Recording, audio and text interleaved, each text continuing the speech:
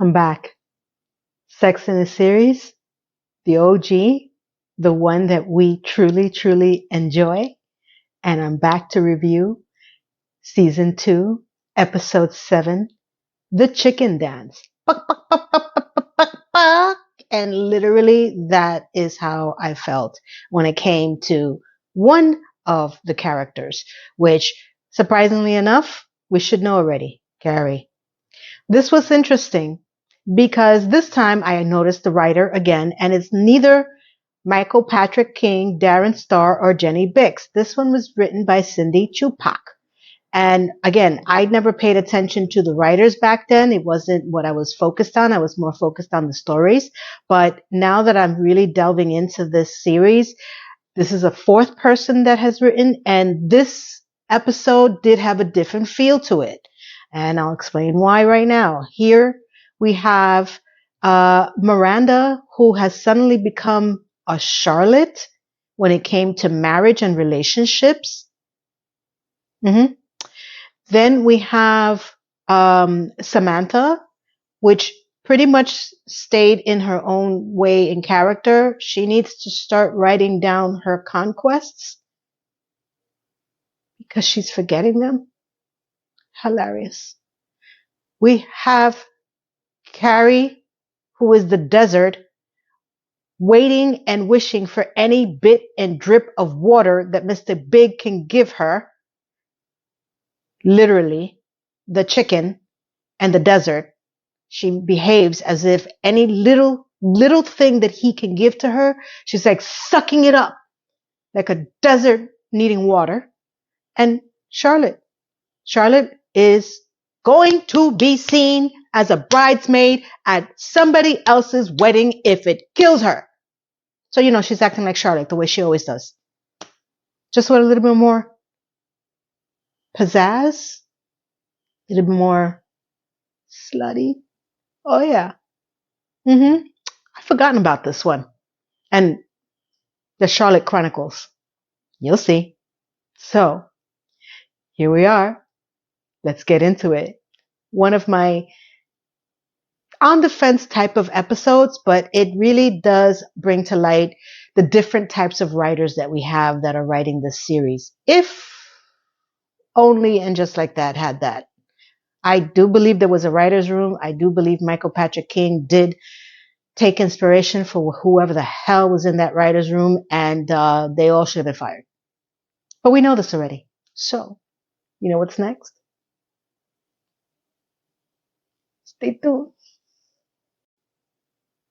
Now, we'll dance the dance of the chicken.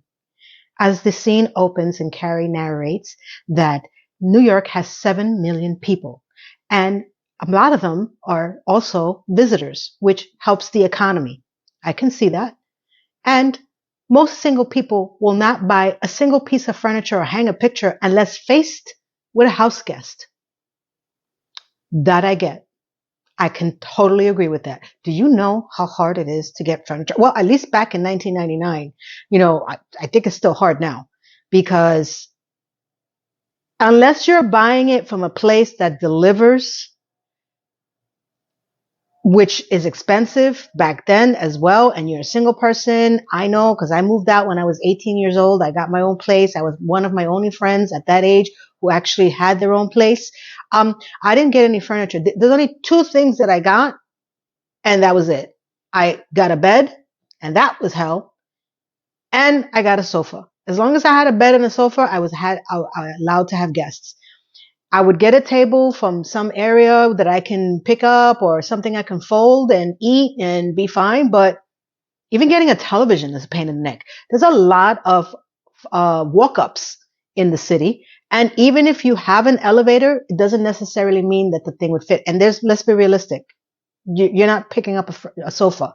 If anybody remembers the Friends episode where Ross was trying to, avoid the delivery costs, and he made, Chandler and I think Rachel. Was it Rachel? No, can't remember the third one. It's either one of the 2 girls. It wasn't Rachel. Maybe it was. I'm old. Forgive me. Trying to get the sofa up the stairs and, pivot. That was not going to happen. When I was single, I was single. I didn't have any kids. None of my friends were going to help me move, and I didn't have no mans to help me. And I didn't have the funds to, buy all out furniture. So I completely understand that. But I always made sure I had two of those two things because I did have friends sleep over. So totally agree with that statement. And then this is where it turns out where now, because Miranda needs furniture because she's invited a guest, a friend who is in London, who she felt was being flirtatious with her over, I guess, the internets. And he said that he wanted to come to New York to check out the job, situation. And she invited him over to stay at her place. She has the means and the ways and the fun and the space to do that. So she got a decorator from a friend of Charlotte, and she's getting a sofa bed, she's getting curtains and pictures hung, and then she's also getting, what the hell is this? What is this monstrosity? Dancing, what is that? First of all, let's start off with ill. And if that's the decorator who's using that as her template, she needs to go. First of all, I would have said no. That's not even a conversational piece. It's a conversational piece of crap. But, Miranda is so excited to have this guest over that she's just willing to take anything at this point, which leads into me trying to understand what is the big fascination with this guy. So as she's sitting on the couch that, the decorator has said, that's an amazing pull-out couch. It's boring. It's brown, not even brown, bland. And sure, we'll go with that. I think she stays with that couch for the entirety of the show. I want to say she doesn't keep the frogs, thank God. But now Miranda has a place to live in with furniture and decorations and window curtains. As she's explaining to Carrie that, she did all this for this guy, Jeremy, who's going to come over, and that, if it wasn't for him, she would have never done it. I'm like, my friends probably would have wished for the dancing frog. Listen, I kept it real. It's 1990, I was 18 years old. I wasn't 18 years old in 1999, but I moved out. You want to come over? Bring your own crap. Sorry. Paper plates. But I did cook. They were all treated very well when it came to eating because we couldn't afford to go out. I lived a realistic life in New York as a single person, and I was working at a really good job. I just knew, when I moved out, there wasn't even the internet. Oh my God. We didn't have to worry about any internet. We didn't have cell phones. Everything was done by machine, voicemail on your machine. So moving out back then for me was a lot different than what it would be even attempting to do that now in any salary. Those were the good old days when you just had simple plans. You went out, you didn't have a phone, you went home, or you call on a payphone to check your messages. Okay, back to reality. So now we have Big and Carrie. Carrie's in the bathroom washing up, and she asks Big if he had a spare toothbrush. Apparently she hasn't brushed her teeth yet. And he's like, a spare toothbrush? And then here's the dance of the toothbrushes. He goes into his mirror cabinet, takes out, I guess, one of those, electric toothbrushes that sanitizes. I forgot what it's called. It was very popular back then. I do remember it. And he takes out the spare one, and he does the dance of the unwrapping. It's a pink one. He puts it into the holder, gives her a kiss on her forehead and her lips, which, by the way, she hasn't brushed her teeth, ill. And he walks away, and she narrates that there was only one pink toothbrush, and Big was giving it to her. It was a great leap in their relationship as she puts them both on the counter together. Could you be less thirsty? Could you be less thirsty? This desert water mirage, because this whole thing is a mirage, and we know it. You and I, all of us know this. But it just brings to light how desperate this woman was for any piece of attention, acknowledgement, acceptance in this relationship to no end. But it does. But then it doesn't again. But let's get excited for the little things. Next up, we get to see the fruits of Miranda's labor of love and her dancing frog debacle. Because now her potential beau has come to town. And does it work out? Well, of course not. This is Sex and the City. Were you crazy? Stay tuned. The guest has arrived. As Carrie narrates, Miranda's guest, Jeremy, has arrived from London, and for Miranda, he was much cuter than what she remembered. Okay. As they sit down, and he says, "What a lovely flat you have," in a native New Yorker language accent. She's like, "Well, how the hell are you doing?" And he says, "I'm tired of dating. I want to settle down and get married." That literally brought Miranda's high hopes to a level I have never seen in Miranda ever. So she's excited to know this because in her mind, she's the one, she's the one, she's the one. What? So the door knocks and in comes the decorator with the dancing frog motif, and she's bringing in an end table. And as she places the end table down, Jeremy gets up and he looks like a love Cupid hit him in the head with a bat. And she looks up. The bat must have crossed over from his head and bounced over to hers. And you can just see this tension between them of instant love, lust. I know the real deal. This actually has happened, not to me, but sure. It has happened to a friend of mine, not in the group that's with me this Friday night, but I'll get into that in a few minutes. As they're getting introduced, Miranda is like, we're going to go to dinner. And he invites Madeline, the frog decorator, to join them. As they're on the date, as Carrie narrates, it's a date that Miranda has always dreamt of. A perfect first date, except for the fact that it's not hers. She's literally the third wheel in this 2-second bat-wheeling Cupid date between Jeremy and Madeline. And he's going on and on about whatever crap he dealt with in London. And she's like, oh, and he's like, ah. And I'm like, really? And Miranda's like, well, I'm tired. I think we should be getting home. You must be jet lagged. And he's like, no, I feel great. Do you want to go? She goes, oh, no, I mean, we can, we don't have to go together. And he's like, okay, great. So she was planning to stay there until she came up with the idea of saying, but I didn't make a copy of my key. She thought she had him. And then, Frog Lady says, well, he can use the copy of key that I have. And Miranda's like, damn it. Foiled again. Like Coyote and the Rabbit. And she's like, oh yeah, you have a copy of the key. And he's like, yeah, I can find my way home. And she's like, well, fine. And she gets up, throws some money on the table, and she's like, yeah, okay. And then she leaves. So a week later, which is the time amount that he was going to stay to fish out any kind of jobs, except for the fact we didn't know that the job would be marriage, she's throwing him a going away party, and it's a huge soiree in her apartment, and he is tinking his little glass.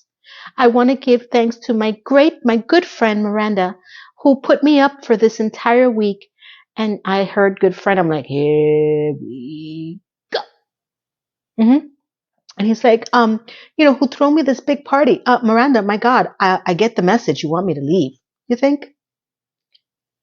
He says, on top of that Madeline has agreed to marry him. Marry him in a week. That destroyed Miranda. She was shocked. Of course, Charlotte runs up to the happy couple and gives them her congratulations because, that's Charlotte's dream. You meet, you drink, you eat, you're married. There is no in between. Ever. So as Miranda's dream floats away, okay, they're outside on a stoop, which ironically looks like Carrie's stoop, but it isn't. And Miranda is, of course, upset because she's like, I was told that once you get your own place, that someone would propose to you. Let me tell you, I never thought that, and I was 18. I still don't think that, but okay. But she didn't realize that it wouldn't be to her. And she wants to know how the hell did this happen in a week? They barely know each other. And Charlotte, the ever so optimist, it was love at first sight. I would have backslapped her. Thank God, Samantha. I'm sorry.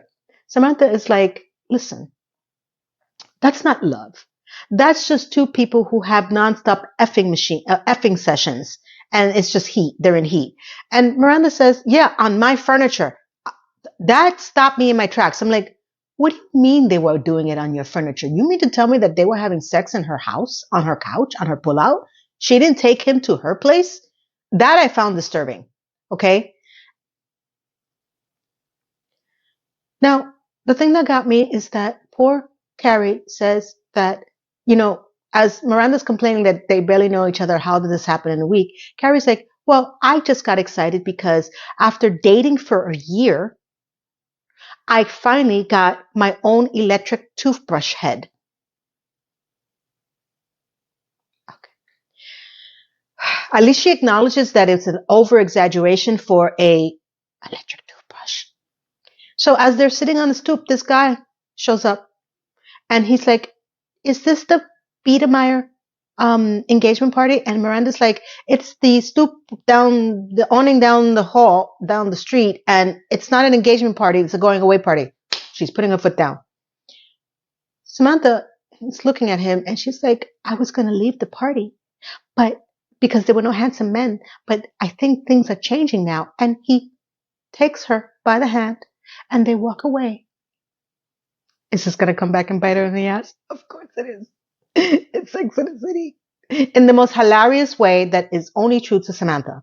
So now the ladies are walking back to Miranda's apartment, and they're still complaining. She's still complaining about the fact that she wishes that she understands why is this happening and why not her. Her what? When did Miranda ever say she wanted to get married? She didn't want to be single, but I never heard her wanting to get married. Like this was like totally contradictory to what I've known about Miranda since then, from the last, full season of one. I was like, that's really strange. And she is very upset. She feels invisible. So as she walks up to her doorman, the doorman asks, can I help you? And she's like, I live here. Hilarious. Hilarious. Good writing, Cindy. I thought it was funny. I don't believe that is the Miranda that we know, that she's become a Charlotte when it comes to wanting to be in a marriage relationship. Yes. Having sex. Yes. Marriage. That was a little bit of a stretch for me. Now we get into the desert and the water. Big and Carrie. And everything that he does and doesn't do that sets her off. Mm-hmm. They do. Subscribe. Reality check. Because when you need a reality check on your relationship, you must call the one that you're in this full relationship with to get the reality check that you need, or what I like to call a smack in your face. So Carrie's back at home and she needs a reality check, so she decides to call Big. As she is speaking to Big, she tells him, hey, as he's asleep, I just came back from a party where the two people are getting engaged after just knowing each other for a week. And he's like, yeah.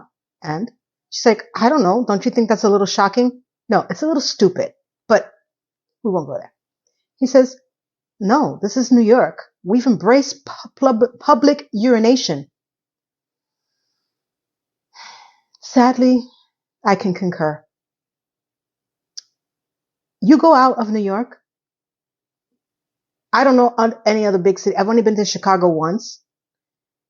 And you realize how bad certain people are in New York. Public urination is really a thing. Literally, whip it out, go against the wall, and call it a day. And lucky if you even do it against the wall. Have you been on the subways? I'm going to tell you something. I haven't taken a subway in 30 years. I won't step foot in the New York City subway. I'm grateful that it's there for everybody else who wants to use it, but hell to the no. I will take the Long Island Railroad. I will take the railroad that goes to Yonkers and Westchester, but a New York City subway, I'll walk. I'll swim. I'll take a pony. But I will not take the subway. The hell that I've been through. Public urination is just one of the joys experienced down there. Okay? So as he's talking to her, he's like, what are you wearing? Leave it to him to pivot every conversation to sex. And she's like, wait a minute. You know, they said that they were soulmates. And he's like, did they really use the word soulmates? And she's like, yes, several times. Then I give it 3 months. I give it 3 weeks. 3 months, they're already in divorce. Let's be realistic. What the hell was that? And he's like, he keeps pressing the fact that, what are you wearing? She's like, I don't know, the top, it's denim. He goes, oh, baby. And she's like, listen, were you asleep? And he's like, yeah. She goes, I'm sorry. You didn't think about that before you called him? He's like 90,000 years old. Of course he's asleep. And he's like, next time I want you to be at my door. Completely skirting the issue of these two people being engaged because he knows how to pivot the conversation. He's good. Mr. Baker's good. He's real good. So now Carrie is sitting at her beautiful bed, and here we have my favorite part, the tagline. She says, in New York City, where people are so cynical, is it possible to still believe in love at first sight? And then we get this one, the dancing frog lady. You know, the decorator that's getting married within a week. She claims that I didn't believe in love at first sight, but that's because it never happened to me. And most people, it never happens to them, so they won't believe it either. Some crap. Literally, I was just like, oy, señor. Okay. Then we get this one. Love at first sight is bullcrap. It's for people like Carmen, Electra, and Dennis Rodman. Nowadays, women, in order to get their number, you need to show them your ATM receipt. Let's start off with Dennis Rodman and Carmen Electra, please. I haven't heard those two together whatever happened to them? Yes, I know I can go on Google and find out, but that was a big thing. I remember that. I didn't remember it until I saw this episode. I'm like, ooh, yeah. Can't remember they got married, but I don't remember it ending well. I know Dennis Rodman is somewhat still around, but I have no idea what's going on with Carmen Electra. She was a thing. Then we get this one. How can you believe in love at first sight when people jerk off on you in the subway? I told you. Public urination would be a gift. That's happened several times. I had, oh my God, the disgusting stories that I can tell you by taking the subway was traumatic. I was traumatized. I am still traumatized. Okay? There's some nasty ass people out there. Okay? I've seen people jerking off, peeing, rubbing up against me in the subway, crowded with what I like to want to believe was a happy stick. I remember my last day on the subway, and I vowed that I would never do that again. And I spent years, because I didn't start driving until my son was 4 years old. And he had to start kindergarten, 4 or 5 years old. And the kindergarten was not up the street where we lived, and they wanted to bus him to another school. And I was like, you want to do what to my baby? Oh, yeah, I don't think so. In 6 months, I got my driver's license. I must have been 29, 30 years old. Driver's license, and I got a car, and I let my son go on the school bus. But guess what mommy did? and my son will attest to this if he ever sees these videos. Mommy was behind the school bus, following them from my house all the way to the school. I got out of the car and I got to the school bus door, and I was the parent that was letting all the children out, holding their hand, because there was no way that my baby, because I know what a New York City school bus is. There's no seatbelts and it's a riot. And plus I know New York City traffic. Okay. I was in the Bronx. I wasn't stupid. Every day, my son would see me behind him. All the kids would see me, and I was driving right behind. Yeah, I was that. Yes, I was that mom. Yes, I was. You got to know the place you live. Damn it. It was one of my joys. I loved taking the kids out of the school bus and watching their little faces. They were so cute and innocent. You can't do that when they start getting into second and third grade. But when they're kindergartners, it was adorable. That moved my ass so fast. And since I got my car, I never got on a subway again. I was so grateful because public urination and jacking off were just the highlights. Next up, we have a wedding to plan at the plaza. Do you know how much the plaza is for a wedding?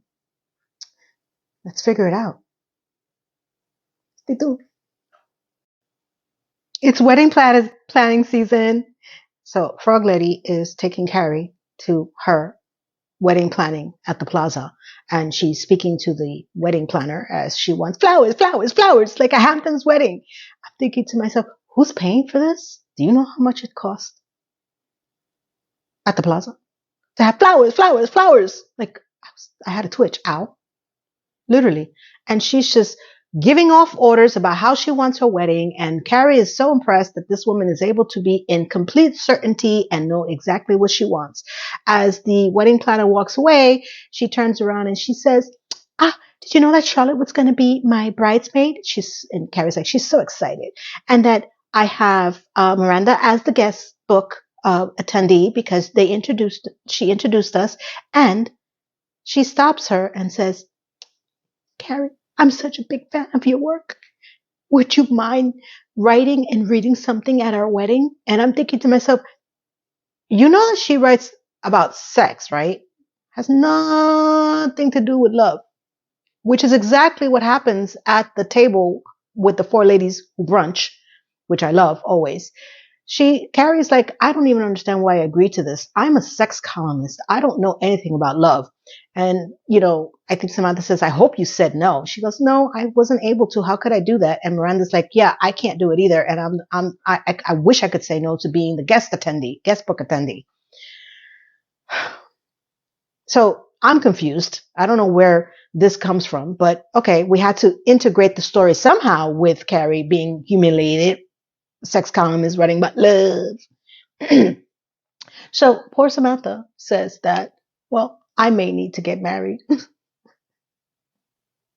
That will shock the shit out of me. Okay. And Miranda's like, everybody's like, why? She goes, you know that guy I picked up the other night? And Miranda's like, if you two are engaged, I'm selling the apartment. This poor girl. I don't understand any of this because this is not Miranda. Like, it's funny, but it's not Miranda. And she's like, no. So they show her in the bedroom with, the stallion that she picked up. And he's screaming, tug my hair, tug my hair, tug my hair. And she takes him and touches his face. I don't know if I can get through this. She's like, I slept with you before. He goes, yeah, like 15 years ago. 15 years ago? She's like, why didn't you tell me? He goes, I thought you were playing sexy stranger. Really? Let's start off with, what the hell? At least they kept Samantha true. I'm not sure about, the whole thing about forgetting. And Carrie's like, oh, so it was like a deja F. Deja F. Cindy, you had me laughing at this one. This is pretty good. So she's like, yeah, it was sort of, Carrie's like, so it was sort of like a reunion then. She says, well, then Charlotte is shocked. She goes, how could you not remember someone you slept with? And Carrie's like, we're not in single digits anymore, Toto. Always a jab at Samantha's, love life or sex life. Let me be clear. Sex life, sex life. And she's like, yeah, but it's not like you shared a cab with him. And Samantha's like, maybe we did it in a cab. Girl still cannot remember where she met this guy. Tug my hair, tug my hair. Oh my God, please. I'm going to not breathe. Okay. And Samantha's like, listen, I'm either going to have to get married or move out of New York. And Carrie's like, that's beautiful. Can I use that in my speech? And she's like, you could have it. Could you imagine her having to put that in the speech? No matter who's writing, Samantha's still the one that comes out on top. Okay. So now we get into the soliloquy of Charlotte, who she's like, I got to pick my bridesmaid dress. And Miranda's like, was it hideous? And let me just interject here. Why do people insist to have hideous bridesmaid dresses at your wedding? When I got married, every one of my bridesmaids were beautifully dressed. It was red. They all had beautiful red dress. Because you know what?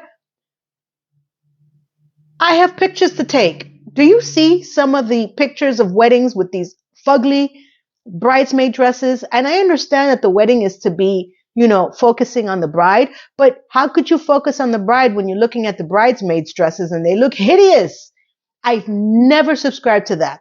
I don't understand that. I wanted all my women to look beautiful because the men were all going to be in tux, so it needs to complement. My pictures of my wedding came out beautiful. Everyone was elegant and gorgeous, and it's my day, but I don't care if my bridesmaids are being looked at. They're single. I'm getting married. I'm the one who's suffering. Getting married. Did I say that out loud? So Charlotte's like, no, we got to pick our own dresses. And mine is a backless black satin. And Samantha's like, wow, that's awfully sexy. And she's like, no, I was told that it just needs to be black. And she goes off on a tangent. She says, I am tired of being, nice and sweet and formal at these weddings. I've been to 7 weddings already. And this time, as she's banging on the table, I will be seen. She's getting married no matter what. She is going to be seen. And as Carrie narrates, this wedding was more stressful on everybody else than the actual bride and groom. Next scene we have is with Big, the water, and Carrie the desert. And she's trying to write for the poem, and he reads it. And he goes, love, glove, dove. Love is like a dove or a fuzzy glove. I was worried. I was like, please don't tell me she's writing that for the poem. And she's laughing. And he's like, what the hell? What are you trying to say? And she's like, listen, this is a struggle for me. And I have to read this out. So, pretty much leave me alone. He's like, when is this wedding? And she's like, why? You're not coming. He goes, oh, no. I am not going to miss you having to read love, dove, glove in front of all those people. I'm coming. I actually was impressed. I was like, hey, the drip of water is actually dripping more than one little drop at a time. Good for you. As she sucks it all in and gets all excited about him actually wanting to go to the wedding. Does it work out? Of course not. It's like what I said. Sex in the City. So they don't. Because now the wedding has arrived. It's 4 weeks later. It's the day of the wedding, as it's noted in Carrie's little typing scheme. So Carrie is very happy because she is shocked that Big has decided to come to the wedding, and the door knocks and it's Big in his tux, and she's very excited, and she's like, hey, why don't you sign the card? And he's like, why? These are your friends, not mine. She's like, well, because I finally got on the invitation something other than Carrie and guest. And he's like, how do they get my name? Red flag. Danger. Danger, danger. And she's like, well, I don't know. I guess Madeline asked Charlotte, and she's like skirting around the issue. And she's like, if you don't want to sign the card, fine. and she shoves the card into the big, very big Tiffany box, which, by the way, how does she afford that gift? I don't care what you tell me. There's not an inexpensive item in Tiffany, and that box was pretty big. How she pays for these things, I don't know. So now, as they are at the wedding, Miranda is trying to cajole people to sign the guest book. And Samantha is with her. And she's like, this is a BS job. And Samantha's just checking out all the hot guys that are coming in. She goes, well, at least I get to see all the single people that are coming in. Leave it to Samantha. She's got the eye on the prize. Right? So Carrie walks up. She goes, do you know where we leave the gifts? And poor Miranda's like, I am not in charge of the gifts. I'm only in charge of the guest book. As she's saying this, Samantha's looking at the guest book and she realizes and says, oh my God, my rerun is here. Tug my hair, tug my hair, tug my hair. And Miranda's like, well, of course you met him at the engagement party. She goes, I really have to start writing things down. Keep a list. Do you know how long that list may be? She's like, and I really need to start drinking heavily. Off goes Samantha. As Carrie is bitching and moaning to Miranda, do you think that, I'm wrong for being upset that Big didn't want to sign the card to my gift? She's like, well, thank God I didn't ask him to sign the guest book. She goes, no, that would have sent him right over the edge. As they turn around, in comes Charlotte. And she looks beautiful. I didn't see anything wrong with this dress at all. And maybe because I'm desensitized, because I've seen less on not each of them, but a lot of them than what she was wearing. I thought that was pretty elegant. Yes, I know it was backless and it meant that she wasn't wearing a bra, but Carrie's outfit looks horrible. She is completely washed out in that horrible puffy, not even pink, like pale pink. That dress didn't flatter her at all, figure-wise and just color-wise. So I was not expecting anything. I thought she looked pretty decent. And I bring this up because this will come up later in the interrogation. Okay? So they're all like, oh my God, you look so beautiful. Because she goes, thank you. And as she's standing there, this guy shows up and says, are you with the bride or with the groom? And she's like, I'm actually one of the bridesmaids. He goes, oh, are you Charlotte? How did he pick that out from a room full of women? Okay. She's like, he goes, I think his name is Martin Healy. He goes, and I'll be walking you down the aisle. I literally saw the wedding bells go off in Charlotte's head as Carrie says, that's exactly all she ever wanted to hear, someone to say those words to her. And off they go. Charlotte's engaged again, almost, in her head. And now that the only two are left are Miranda and, Carrie, they are leaving and the guest book because she's had it with the guest book. And the next scene is the actual reception where they introduce the happy couple for the 2.5 minutes that they will be happy. And it's time for the fiance of Charlotte, who I guess is the best man to Jeremy, to make his speech. And he, of course, makes the quintessential sarcastic speech about, crap. I don't even care. And the next one is now we have its turn for Carrie to say her love, dove, glove, fuzzy glove speech, as she is introduced as one of my favorite writers. Carrie Bradshaw has chosen to write something for our wedding. As she's walking up there, all she can think of is dead woman walking. That's what she's literally narrating. So she's standing on the podium with the most ugliest dress I've ever seen on her. I've seen some ugly stuff, but that was not flattering. She's not chat GPTing her speech because we didn't have that back there. I literally didn't even listen to what she was saying. All I know is that as she's talking, Big gets a phone call. You hear the cell phone. Guess people with money had cell phones. Okay.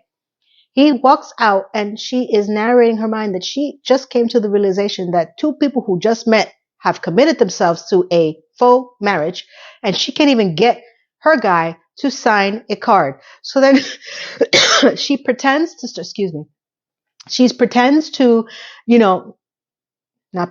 she starts tearing up because of that fact. And she has to play it off as if it was because of the beautiful speech that she gave for the wedding.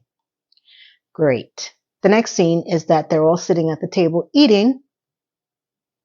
Big finally shows up and he says, sorry, I had to take a call. I don't know how long this call was, but apparently it was long because not only did he miss her speech, but half the reception. Carrie's like, hey, but you can make it up to me by a slow dance. And he's like, I really don't like to dance during people are eating because it's very, it's intrusive. I could see that. I think that there is nothing else to do. Either you're going to eat or you're going to dance at a wedding. I'm trying to remember. No, that happened in my wedding too. People were eating and dancing. I think it's customary, but I get where he was coming from. So she gets offended. She goes, fine, then I'm going to go to the bar where people are drinking. And she marches off. And this poor guy's looking at her like, what the hell did I say? Because there's no communication between them. There's always, she's upset. She internalizes it. She doesn't communicate. And then she has an attitude. And then he's looking at her like a deer in headlights. It's the same repertoire between them all the time. She couldn't tell him when he didn't want to sign the card, how it made her feel. She internalized that and gives him an attitude. She gets upset when he takes a call during her speech. And instead of trying to explain to him, or at least talk to him, she gets upset and she storms out. It's same old Carrie, same old Big, same old chicken dance. Next, we get to see the relationship blooming between Charlotte and her newfound beau, who could potentially be her husband, in the same amount of time that this wedding took place. That dress did wonders. And I wondered, what the hell happened to Charlotte? Stay tuned. The end is almost near. We are at the bar with Samantha, who is being spoken to by this guy, and he says, I know you from somewhere. And Samantha's like, we probably effed. He goes, no, I think I know you from college. She says, then we probably effed in college. I was super impressed with the guy. He actually took his drink and he left. He could have taken that line and ran with it. A beautiful woman like Samantha, he could have said, yeah, that's what do you want to do it again? She would have said no, but at least, I respect him not taking the effort, right? So then, we have Carrie coming in and lighting up a cigarette at the plaza, indoors, at a wedding, again. And there's an ashtray there, so I'm guessing this is when, smoking was allowed, so I'm going to give it that, but come on. And Samantha is like, oh, there's the poet. She's like, it was a great speech, but I didn't understand the crying at the end. And Carrie's like, don't talk about the speech. And she says, Big took a call during my speech. And she's like, oh, that's why she was upset. So now Miranda comes in, and apparently the guest book person is also the person who put all the gifts in the trunk or the car, which is ironic because she said that she wasn't in charge of gifts. And she's like, can someone help me, or do I need you to stand out there and just get it over with? So Carrie has voted herself to go ahead and help Miranda put the gifts in the car. And she's like, be careful with this one. This is the one I'm giving them. And she's like, what is this? This is heavy. She goes, the floating frogs. Mwah! Samantha starts laughing. Chef's kiss. There's my Miranda. Give it to her back. That ugly monstrosity of a gift or a decoration or whatever the hell. I would have paid to see her open it. I really would have. So as they look, we have Charlotte going a mano y mano up the stairs to the plaza suite of the honeymooners. And, they're all looking at her. Miranda turns around. She says, if they get married in a month, I'm not going. I don't understand this profile of Miranda, but it's funny, but it's just not her. So now we have, Charlotte and her almost boyfriend, fiance, husband in the honeymoon suite of the plaza. And personally, it's not my taste. It wasn't very attractive, but she's telling the guy that, we usually just throw silly string and rose petals. Some people throw condoms on the bed. I have never heard of condoms being thrown on a wedding bed. Maybe you have, but that was news to me. Okay. So as they're throwing the rose petal, everything gets very super intense. And all of a sudden he grabs her and he starts making out with her, and they start ripping their clothes off and jumping onto the bed. And as Carrie narrates, well, technically it's the first date, but they did have drinks and they did dance. So it could be a third date, justifying the fact that she's sleeping with him when she just met him less than 4 hours ago. Then you see them coming down the stairs with silly string. And as Carrie narrates, she feels like Charlotte was upset because she felt like she did a rookie mistake by sleeping with someone she just met. But she was back on track because the next thing that came out of his mouth was, I want you to meet my parents, crazy and crazier. And she was so happy. And he's like, the mother and father comes up and the mother's like, did you see us dancing? We were dancing at the store. No, nobody saw you dancing. Nobody cared. Okay. And the father says, oh, would you like a lesson? And, Charlotte's boyfriend for 4 hours. Oh, he's a great dancer. So she starts dancing with him. And as she starts dancing with him, he grabs her ass. Boyfriend comes back and says, can I cut in? Charlotte traumatized as he's saying, my father's very smart. He's my role model. And she just blurts out, your father just felt me up. And he's like, what? No, my parents have been married for 50 years and he will not cop a feel with somebody who's wearing a slutty dress. What the hell is the thing with the slutty dress? It was not a slutty dress. I've seen sluttier on a daily basis. So she turns around and Carrie's narrating. She realized at that moment that Martin was never going to take her side. Not after the wedding, not after 3 kids, ever. Trey and Bunny alert. And she screams out, were the last 4 hours mean nothing to you? No comment. That's all I got to tell you. No comment. I would say, wake up. What are you doing, Charlotte? Are you crazy? The next scene we have is Big is waiting for, Carrie to come back. As she comes back with Miranda from putting the gifts in the car. He's like, have you seen my date? And she's like, sorry, I had to help Miranda put the gifts in the car. And Miranda walks away and he's like, are you ready to go? And she's like, have they cut the cake? And he goes, I don't know, but we all know how it ends. And she gets an attitude. Well, then if you don't want to go, if you don't want to stay, I'll stay. And he's like, hello, what's wrong? And she turns around and she says, you wouldn't even sign the card. He's like, oh, the card. She goes, I just think that we want different things. Now you realize that? And that I want someone that's going to stay with me until the end. And I'm like, of a wedding. I'm like, oh God. And he goes, sure. If that's all you need, I'll stay to the end. Of course. It's not a ring. It's not a marriage. It's not a proposal. It's not even, are we really together for real? Okay. So she's like, oh. And then you hear the orchestra saying, oh, all single ladies, the tossing of the bouquet. And he laughs and he's like, isn't the bouquet the end of the wedding? And she's like, yeah, you lucked out. So as she goes to say goodbye to her friend, she asks him to get a piece of the cake. And they're all standing waiting for, Frog Lady to throw the bouquet. As she throws the bouquet, of course, it lands in the middle of the 4 ladies in slow motion. And all of them look at it and none of them want to pick it up, which was kind of shocking for Charlotte. But then again, after she was just traumatized from her 4-hour engagement, I can completely understand. And she's like, Kyrie's like, okay, I'm gotta go. Bye. And they all just leave.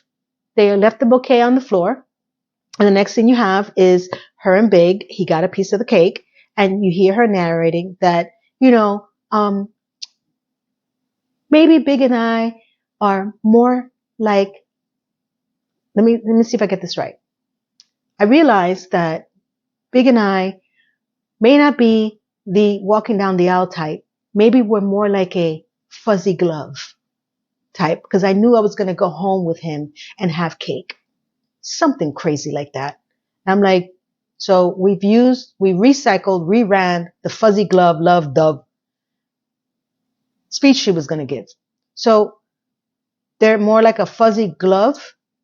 What is the glove going to be used as evidence of the murder that he ensues on her when they break up? That's the only thing I can equate to the fuzzy glove speech.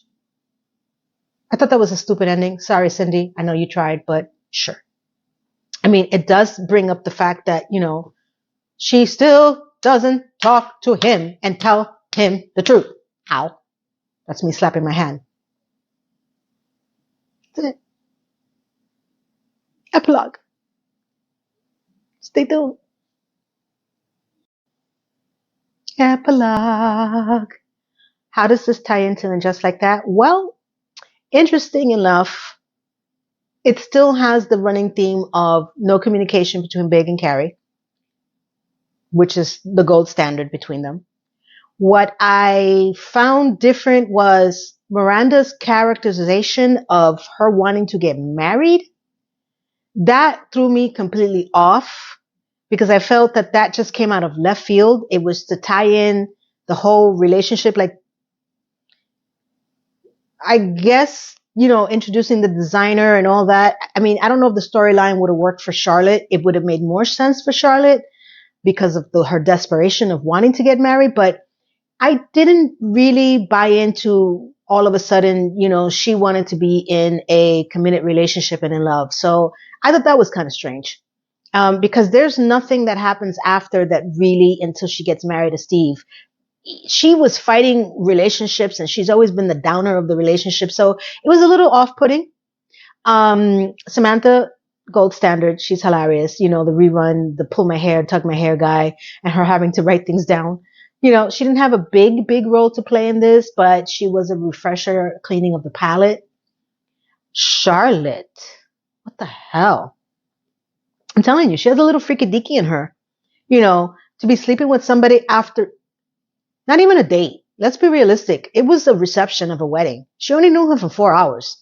It's not the first time that we see her doing crazy crap like that, but this was the first time for me back then. I was like, what's happening here? What's going on? Who is this? Okay. Dear God, Carrie and Big. I mean, what I would love to understand is if they really had a direction with Big for us to fall in love with him as him and Carrie, because they really tried everything to make us hate him in every step of the way. They deterred this relationship. They put stops. They put a bunch of, things in the way to make it seem as this guy was not the one for her. And the way that he approaches the relationship throughout the entire series, it's just, I don't even know when I actually got endeared to him. I don't think I ever did. I think I've mentioned this before. I think I just got accepting of him because when we look at the narcissism of Carrie character and SJP and crew, they kind of sort of belong together. So I guess if the shoe fits, marry it. I just, every time I saw these episodes and I was like, this guy is really a jerk. And again, back then I didn't know the girth of this whole universe. So I'm not sure if Cindy has written before. This is the first time that I did notice it. And it did have a completely different tone. Still the puns were there, but it was a different. So I just felt like they mixed and matched characterizations of people. It was enjoyable, but it wasn't one of my standout episodes. The whole falling in love at first sight thing. I mean, listen, I'm going to tell you this. I did have a friend who claimed that she met her husband the first night. She did sleep with him that night. They did end up getting married, having one child. And by the time I got into knowing this person, they were already 10 years in. The kid was about my son's age around that time. And sadly enough, every Friday night, she would have a new boyfriend. She was cheating on him. And we suspect that he had a girlfriend stashed in another apartment somewhere else. So I don't know what kind of marriage that was, if it was a marriage of convenience, because they did buy a house. And, at that time, they were in their mid-30s or mid-30s. It was definitely mid-30s.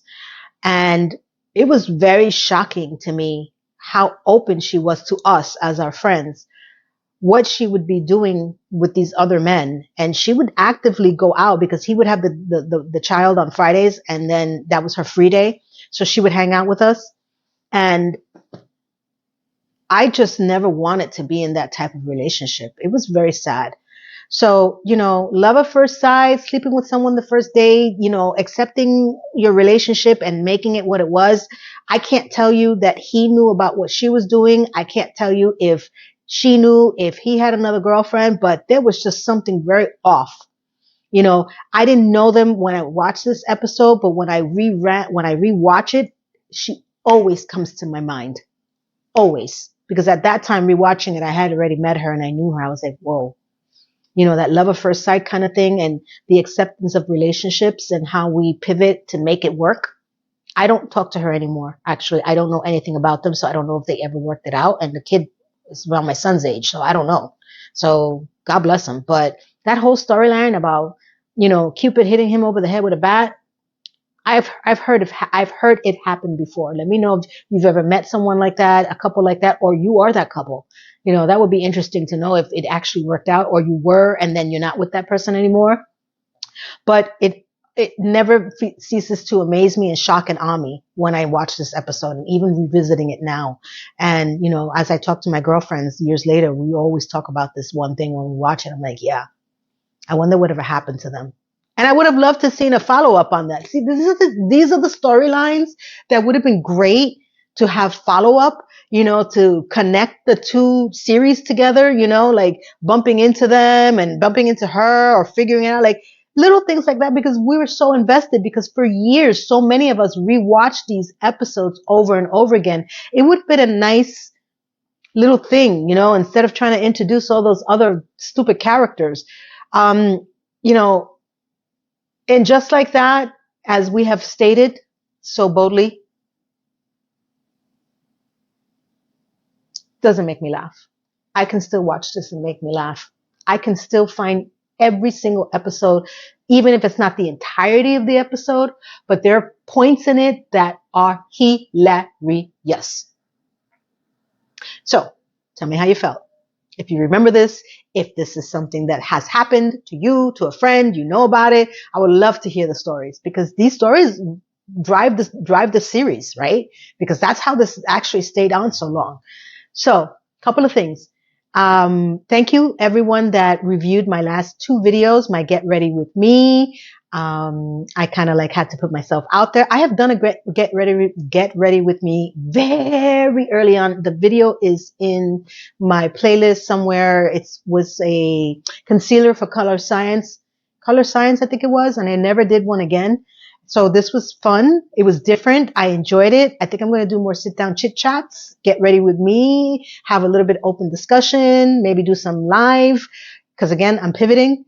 Also, thank you everyone that took the time to look at my last video, which is the merch that I created. And some of you guys have really had some very interesting concepts. I didn't think about people who don't celebrate the holidays or their different religious backgrounds, which, by the way, thank you for bringing that up. I love that. I needed that feedback, because that drives me to create different type of merch. I was more focused on the holidays and the witch and my concept, which I'm still going to drive home. And I really appreciate you guys looking at it. But no, I am not going to stick to that theme only. I do want to do a pets series, because I love pets. And when I saw the Santa and the golden retriever, as you guys may or may not know who follow me, I had a beautiful golden retriever. I've had several pets, and that was my love. But I do expand. I want to expand the pets series that are not just on ornaments. I do want to do things that are more fun friendly. Like I said before, puzzles. I love puzzles. I love paint by number, because I can't paint. I like to do things that give us the creativity, not to just view YouTube, you know, videos, but to expand ourselves. So I do have one more question. Who do you guys watch on YouTube?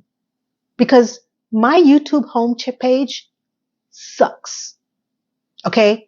I'm literally losing complete interest as a watcher, you know, because I keep getting fed the same 10, 15 people all the time. And I hear that YouTube has billions of downloads, and I don't know how to get out of this cycle that I'm in, that YouTube algorithm keeps throwing at me, you know, and it's always the same crap. People are yelling about something. People are upset about something, de-influencing, influencing, hating.